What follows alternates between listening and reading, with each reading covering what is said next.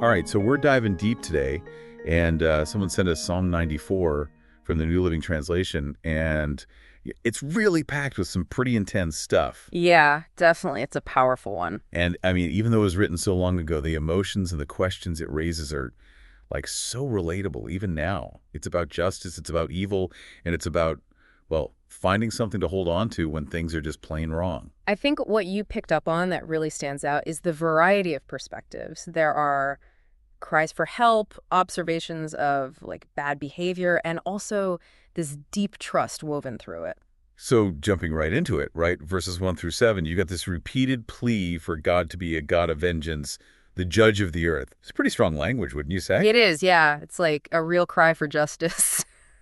And it's not just general either, right? It specifically talks about the wicked gloating, being arrogant, and like really hurting people, God's people too, widows, foreigners, orphans. I mean, it's a grim picture. And then there's that line where the wicked are saying, the Lord isn't looking. The God of Israel doesn't care. What do you make of that? I mean, what does it say about their worldview? It's almost like they think they can get away with anything. Like if they don't see immediate consequences, well, then there are no consequences. Yeah, you think, huh? So then verses 8 through 11, things shift, right? There's this direct challenge. Think again, you fools. When will you finally catch on? It's like the psalmist is looking right at those doubters and saying, really? Yeah, it is. And then those rhetorical questions about God creating our senses and knowing our thoughts. Like, is he deaf, the one who made your ears? You know, it's powerful. And then it just hits you with, the Lord knows people's thoughts. He knows they're worthless. Strong words. Absolutely. It's like a reminder that there's a bigger picture, a higher level of awareness. The wicked might think they're getting away with something, but those questions really challenge that assumption. So, okay, verses 12 through 15, Mm. this is where things get interesting. It talks about finding joy in God's discipline and teaching.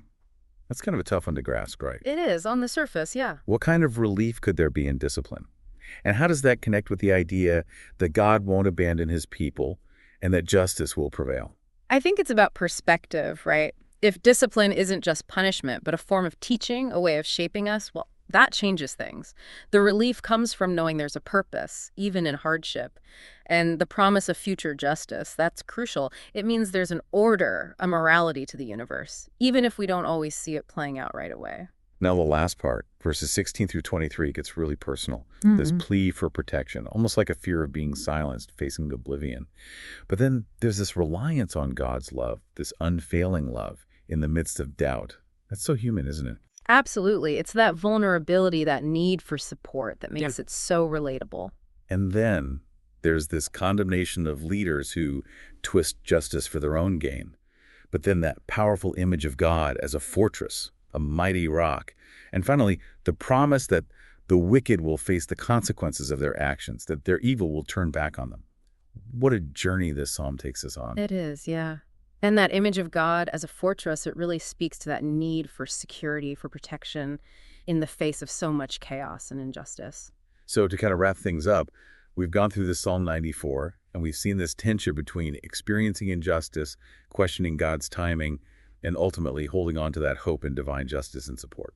It's a struggle that's been around forever, really. And it's something we all grapple with in different ways, I think. I think so too. So for everyone listening, here's something to think about. When you encounter injustice or you're struggling with doubt, which parts of this psalm, this ancient prayer, speak to you the most? And what might that say about your own personal search for justice and meaning? That's a good question to ponder, definitely. Thanks for joining us for this deep dive. We'll see you next time. Yeah, thanks for listening.